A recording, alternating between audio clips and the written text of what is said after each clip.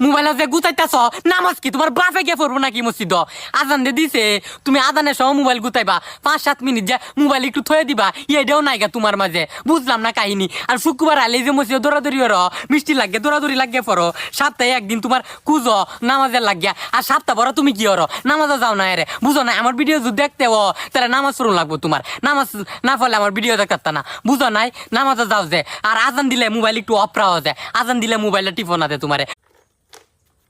এখন আবার কে ফোন করলো মাই গড হ্যালো কে আপনি সালমান খান হুইজ সালমান খান কেন ফোন করছেন এই নাম্বারে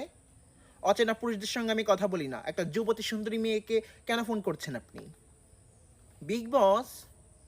কেন বিগ বসে যেয়ে আমি কি করব ওখানে গিয়ে কি করতে হবে মারামারি ঝগড়া করতে হবে